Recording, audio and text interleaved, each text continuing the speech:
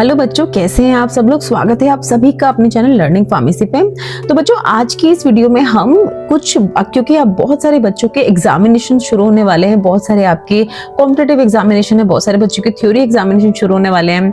तो काफी सारे बच्चों की हमारे पास रिक्वेस्ट आ रही थी कि मैम किस तरह से हम मेडिसिन को आराम से याद रखें, उनके नाम को देख के उनके क्लासिफिकेशन को हम याद रखें, तो उस पर आप एक वीडियो बना दीजिए। तो बच्चों, ये वीडियोज हम डिफरेंट पार्ट्स में रिलीज करेंगे, जहां पर A to Z नॉलेज हो जाएगी आपको सारी ही मेडिसिन की, वो किस काम आती है मेडिसिन और उसको किस तरह से कौन सी क्लासिफिकेशन के अंदर वो मेडिसिन आती है। तो ये सारी इंफॉर्मेशन आपको इन तरह की वीडियोस को देख के मिल जाएगी, जहां पर आपको एग्जामिनेशंस में भी बहुत फायदा होगा इसका, और एज इन जनरल भी आपको मेडिकल नॉलेज आपकी काफी अच्छी हो जाएगी अगर आप इन तरह की वीडियोस को देखते हैं।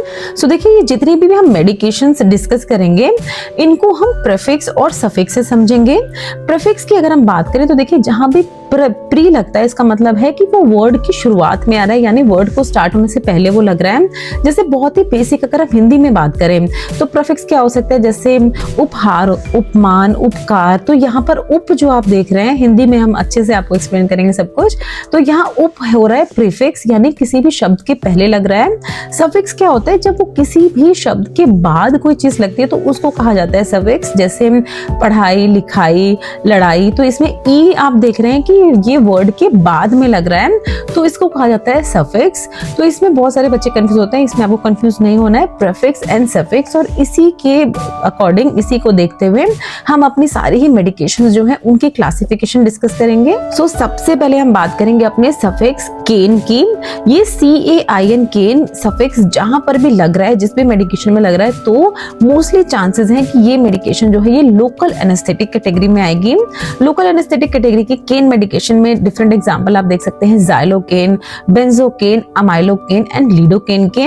अब ये देखिए, लोकल एनेस्थेटिक्स का इस्तेमाल कहाँ किया जाता है, इसको अगर कोई भी पर्टिकुलर एरिया है, अगर पूरी बॉडी को सुन्न नहीं करना है, कोई भी अगर डॉक्टर है, उनको किसी भी पर्सन की, किसी भी पेशेंट की बॉडी में ऑपरेट करना है और उसको पूरी बॉडी को सुन्न नहीं करना है, एक पर्टिकुलर एरिया को सुन्न करना है, तो इन तरह की जगहों पे लोकल एनेस्थेटिक्स का इस्तेमाल किया जाता है। जहां पर देखिए, ज़ाइलोकेन इंजेक्शन बहुत ही ज्यादा इस्तेमाल किया जाता है इस तरह के जो ऑपरेटिंग प्रोसीजर्स होते हैं उनमें।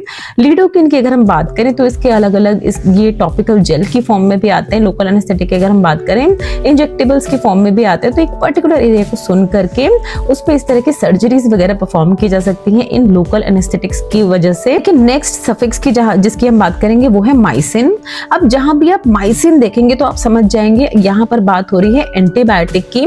एंटीबायोटिक्स देखिए बहुत सारी अलग अलग कैटेगरीज के होते हैं, उसी में इस तरह के जो माइसिन कैटेगरी के एंटीबायोटिक्स होते हैं वो भी अवेलेबल होते हैं। एग्जांपल अगर हम देखें तो देखिए, एजिथ्रोमाइसिन, इरेथ्रोमाइसिन, नियोमाइसिन एंड स्ट्रेप्टोमाइसिन, ये बहुत ही कॉमन एग्जांपल हैं जो कि डॉक्टर मोस्टली प्रिस्क्राइब करते हैं, जो अलग अलग तरह के बैक्टीरियल इन्फेक्शंस होते हैं उनको ट्रीट करने के लिए। और ये जो एंटीबायोटिक्स हैं जिनकी अभी हमने बात की, ये भी इंजेक्टेबल फॉर्म्स में भी अवेलेबल होते हैं, और ये जो टैबलेट्स और कैप्सूल्स होती हैं उनकी फॉर्म्स में भी अवेलेबल होते हैं। देखिए, नेक्स्ट जिस सफिक्स की हम बात करेंगे वो है ओलोल।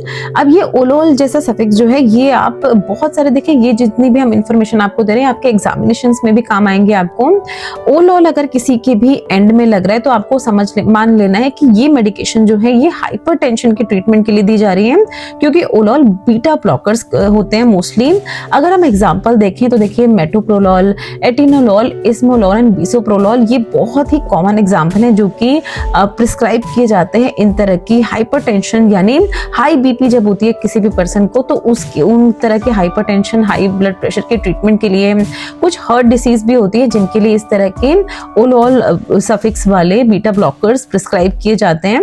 तो जहां भी आप इस तरह का ओलोल देख रहे हैं, आप समझ जाएंगे बीटा ब्लॉकर्स है, हाइपरटेंशन के लिए दिए जा रहे हैं। नाउ देखिए, नेक्स्ट सफिक्स जिसकी हम बात करेंगे वो है माइड या जाइड। किसी भी मेडिकेशन के पीछे अगर माइड या जाइड लगता है तो इसका मतलब आपको समझ जाना है ये मेडिकेशन डायरेटिक मेडिकेशन है। इसके डिफरेंट एग्जांपल, बहुत सारे एग्जांपल हैं, बट हम जो मेन एग्जांपल है उनकी बात करेंगे, जैसे फ्यूरोसिमाइड, क्लोरथायाजाइड, बेंजथायाजाइड। तो इस तरह के ड्रग्स, इन तरह की ड्रग्स होती हैं जो एज अ डायरेटिक दी जाती हैं।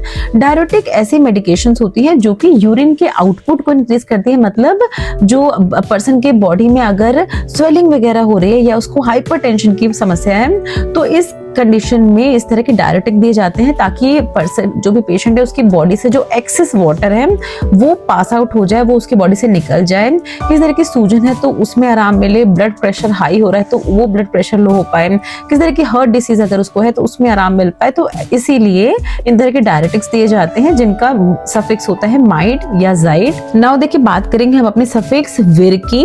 तो जहां पर भी आप विर देखेंगे एज अ सफिक्स तो आपको समझ जाना है ये एक तरह की एंटी वायरल ड्रग है। तो ये काफी आसान है समझने के लिए क्योंकि VIR यहाँ पर लगा हुआ है एज अ सफिक्स। ठीक है, हम एग्जाम्पल की बात करें तो एसाइक्लोविर बहुत ही कॉमन एंटीवायरल ड्रग है जो मोस्टली प्रिस्क्राइब की जाती है किसी भी तरह के वायरल इन्फेक्शन में।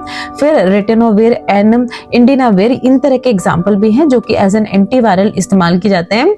वो एंटीवायरल ड्रग्स ऐसी ड्रग्स होती है जो किसी भी तरह का अगर वायरल इन्फेक्शन हुआ है पर्सन को तो इसको एज अ कॉम्बिनेशन भी दिया जाता है अदर दूसरी मेडिकेशंस के साथ भी, और एज अलोन भी दिया जाता है इस तरह की एंटीवायरल थेरेपीज में। नाउ देखिए नेक्स्ट सफिक्स की जिसकी हम बात करेंगे वो है पाम, PAM पाम। तो जहां भी आप ये सफिक्स देख रहे हैं आपको समझ जाना है ये ड्रग जो है ये एंटी एंजाइटी ड्रग है, यानी एंजाइटी के ट्रीटमेंट के लिए पर्सन को प्रिस्क्राइब की जाती है। देखिए ये इन तरह की जो ड्रग्स होती है इसकी बहुत लॉन्ग टर्म थेरेपी नहीं की जाती है, थोड़े समय के लिए पेशेंट को दिया जाता है। उसकी कंडीशन में जैसे ही उसको आराम दिखने लगता है तो इन तरह की मेडिकेशंस को रोक दिया जाता है ताकि उसकी बॉडी डिपेंडेंट ना हो जाए इन तरह की मेडिकेशन पे। अगर आप एग्जाम्पल की बात करें तो बहुत सारे एग्जांपल है, जैसे देखिए डायज़ेपाम, फ्लोराज़ेपाम, क्लोराज़ेपाम, लोराज़ेपाम। तो ये सारी ही ड्रग्स हैं जिनके सफिक्स में आप देख रहे हैं पाम है। एंजाइटी एक ऐसी कंडीशन होती है जहां पर्सन को बहुत ज्यादा घबराहट होने लगती है, छोटी छोटी चीजों से वो परेशान होने लगता है, उसके रात को नींद डिस्टर्ब होने लगती है और उसकी जो एपिटाइट वगैरह भूख लगने ये सब सारी ही चीजें कनेक्टेड होती हैं। अगर पर्सन एंशियस है यानी किसी तरह से घबराया हुआ है तो जब वो डॉक्टर्स के पास जाते हैं तो इस तरह की मेडिकेशन जो पाम वाली सफिक्स की मेडिकेशंस हैं वो मोस्टली डॉक्टर्स प्रिस्क्राइब करते हैं। नेक्स्ट हम बात करेंगे देखिए एंटी हाइपरलिपिडेमिक ड्रग की। तो जहां पर भी आप देखेंगे एज अ सफिक्स स्टेटिन का इस्तेमाल किया जा रहा है, आपको समझ लेना है कि ये एंटी हाइपरलिपिडेमिक ड्रग है। एग्जांपल की अगर हम बात करें तो देखिए अटोरवास्टेटिन, सिम्वास्टेटिन, लोवास्टेटिन इस तरह की बहुत ही कॉमनली प्रिस्क्राइब ड्रग्स हैं जो कि डॉक्टर प्रिस्क्राइब करते हैं पर्सन को अगर उसकी बॉडी में लिपिड का लेवल यानी कोलेस्ट्रॉल वगैरह जो होते हैं, फैट्स वगैरह जो होते हैं उसका लेवल उसकी पर्सन की बॉडी में अगर ज्यादा है तो इन तरह की एंटी हाइपरलिपिडेमिक ड्रग्स प्रिस्क्राइब की जाती हैं डॉक्टर्स के द्वारा। जहां पर आपने देखा सफिक्स यूज हो रहा है स्टेटिन। देखिए नेक्स्ट हम बात करेंगे सफिक्स सोन की।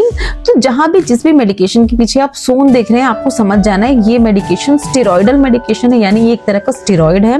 अगर हम एग्जांपल की बात करें तो देखिए बीटामिथासोन, कॉर्टिसोन एंड डेक्सामिथासोन ये बहुत ही कॉमनली प्रिस्क्राइब स्टेरॉइडल ड्रग्स हैं जो कि पेशेंट को दिए जाते हैं। अलग अलग कंडीशंस होती हैं, देखिए बहुत सारे जो और अर्थराइटिस जैसे कंडीशन में स्टेरॉइड्स प्रिस्क्राइब किए जाते हैं और जो अलग अलग कंडीशन होती हैं तो उनमें इस तरह के स्टेरॉइड्स दिए जाते हैं। बट इन तरह के स्टेरॉइड्स के साइड इफेक्ट्स बहुत ज्यादा होते हैं तो इनको डॉक्टर की सलाह के बिना, देखिए जो भी मेडिकेशन हम बता रहे हैं उनमें से कोई भी डॉक्टर की सलाह के बिना आपको नहीं लेनी है।